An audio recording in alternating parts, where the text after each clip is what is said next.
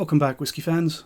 We are on the bottom row of the Advent calendar, finally, which is a little bit bittersweet because we've had some really good drams in this one.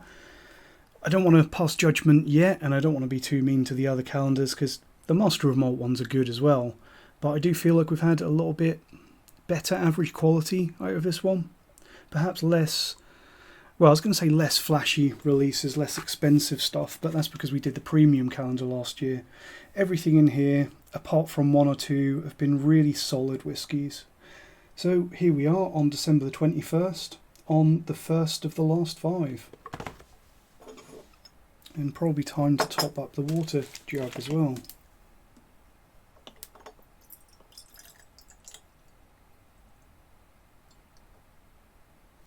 Haven't been using too much water, but it's always nice to have the option.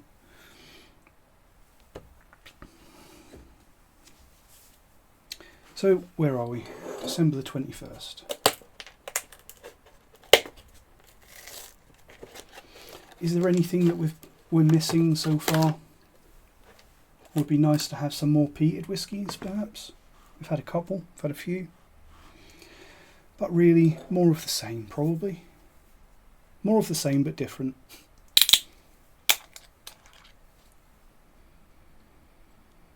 Peated. I've called it.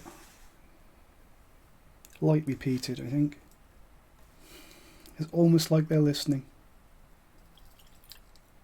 Quite dark.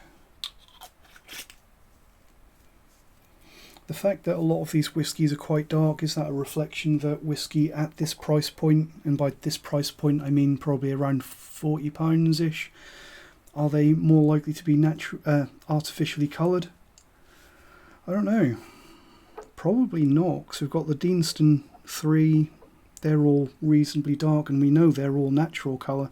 Even that Ledaig now should be natural colour.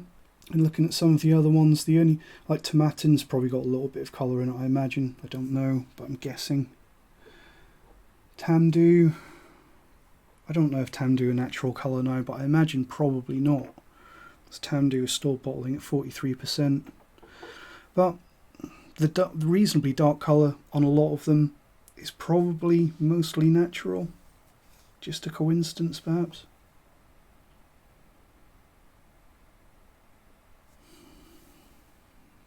That looks quite dark, doesn't it?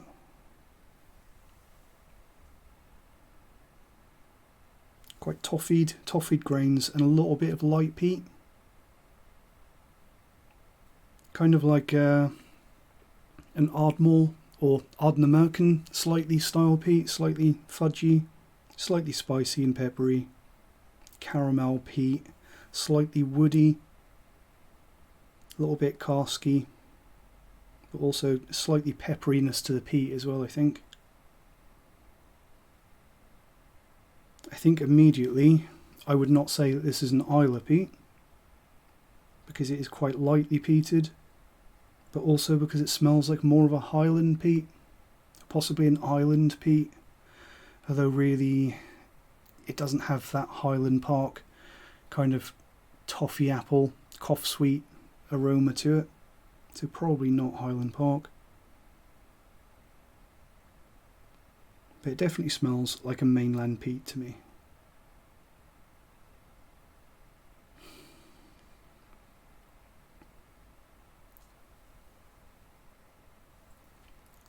Actually has got a bit of a slight cough sweet note to it. So, yeah, growing cough sweets, caramel, peppery, peaty maltiness, light peat. Smells, have to say, a lot like the old Ardmore, like the old Ardmore traditional cask. There is a spirity, like barley spirit note to this. You can tell that it's a malted barley spirit. But I think that the peat and the cask and the caramel grainy notes are more predominant on this one than the actual base spirit. A little bit of an appley note perhaps. But really I think this is one of those whiskies like the Glengoyne that we had early on in the calendar, where it's a very caramelly, fudgy, toasted grain maltiness rather than a spirity, fruity maltiness, if you get what I mean. Pretty good though. Probably a little bit of youth on the palate, but I do think that this is a whiskey that tastes a little bit better than it smells, or rather that it's more intense on the palate than it is on the aroma. You know what we could do? I'll talk that up as well. Sorry about that squealing noise there. Could add a little bit, not too much, just a tiny bit of water there. And I say tiny bit, that's probably too much, but there you go. I would definitely say that this is a non-chill filtered whiskey.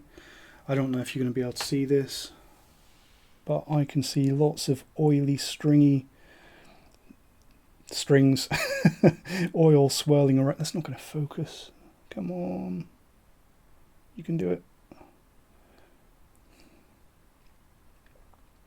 You see those hazy, stringy trails of oils swirling around in there? Possibly not, but they are there.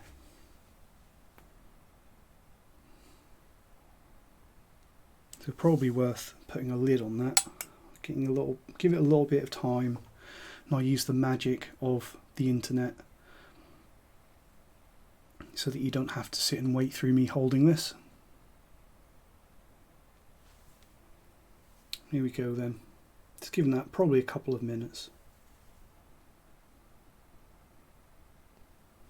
Interesting, I think there's more cereal, gristy, grainy notes on the nose now. Has opened up a little bit. Perhaps a slight chalky kind of hard water note, and that's not because I've added hard water, because I'm using bottled water as I always do, because we live in a hard water area here, and I definitely wouldn't ever add all hard tap water to whiskey because it changes the flavours too much. So even with a soft bottled water added to this, it's given that a little bit of a chalky note. Chalky hard water. Some people in Scotland might be thinking, what the hell is he talking about? Because you're all really lucky up there that you basically get bottled water out of your taps. We don't. A little bit of a lemony maltiness coming through, which again is something that kind of reminds me of Ardnamurchan. Spicy, oak, lemony malt. And that kind of slight hard water note, it's not too far off from a maritime note, is it? So definitely getting shades of Ardnamurchan and Ardmore on this one. I doubt that it's either, to be honest, because I think this is probably a 43% whiskey. Don't think it's quite up there to be 46, so it's unlikely to be an Ardnamurchan, and because it's over 40, unless it's an independent bottling, I doubt that it's an Ardmore either. Slightly chocolatey. Yeah, I definitely added too much water to that. I don't think it's really opened up at all on the palate. Opened up a little bit on the nose, but on the palate it's just made it a bit weak, which again backs up my suspicions it's probably 43%.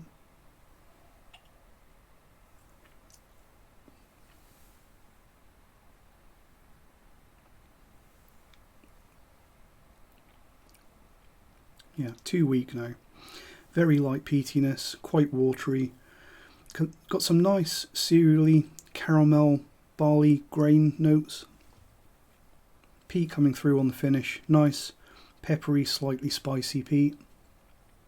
So a very good whiskey, a very enjoyable whiskey. I'm guessing this one's probably going to be 43% and probably reasonably affordable probably from a decent distillery. It's not mass-produced crap. It's not going to be a Jura. But Jura could easily produce whiskey like this if they tried. If they put a little bit more thought and care into it, Jura could be up at this level. So the profile is not a million miles away from the Jura 12-year-old that we had. But this is quite a lot better. So on the leaderboard, I think this is better than the Glenfarclas that we had a little while ago. Old Pulteney, probably better than that. Are we looking at around a Tamdhu level?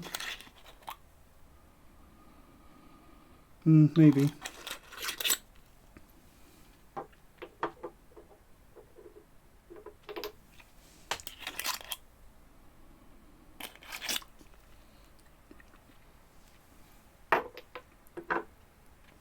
Yeah, I think this is going to be probably between the Denny and the Tamdhu. And I really wish I hadn't added that much water into this. Luckily I have got a little bit more left in the bottle, so I can always go back to it. But that water has really hampered that.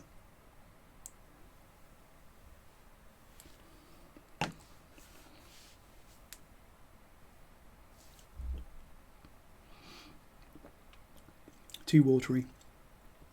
Nice peppery peat though that's just not going away, but I think that the water has destroyed a lot of the other flavours. But until I added that water, it was a solid whiskey. Where's it gone? And yeah, probably about halfway on the leaderboard, or a little bit below. So, really makes me think of Ardmore, but it's definitely not like the Ardmore Legacy, because it's better than that, it's bolder than that. What have we got? Benromach. So it's Benromach 10-year-old. So that is a 43% whiskey. So kind of bang on the money there that it's a decently made, economically produced whiskey from a decent distillery. Benromach is obviously the Gordon and MacPhail distillery. I think it still is. And Benromach is a solid, affordably priced whiskey. With a lot of their whiskies, they are like the 10-year-old and the 15-year-old. They're decent, solid whiskies. The 10-year-old is quite affordable, really good value for money. The only problem that I have with Benromach, and a lot of people have with Benromach, is that they do take wonderful whiskies like this, because it does deserve better, and they bottle it at 43% when it should be 46%. Hopefully one day they'll put that right. Good stuff though, and it's got a reasonably good place on the leaderboard. So below the Tamdhu and the Auchroisk and the Tobermory, a bit better than the Denny and the old Pulteney. Sounds about right. Sadly, that probably does mean that I'm going to have a fresh glass for tomorrow, because I don't think I'm going to get away with rinsing that after that. Even that light peat in there, it's probably not going to go away. So, new glass for tomorrow. Thanks for watching. Let me know what you think of Benromach and if you agree with where I'll put it in the leaderboard, because I feel that a lot of people might think that there's a little bit low for the Benromach, because they are a great distillery and they put out some great whiskey. Let me know what you think. Thanks for watching, and cheers.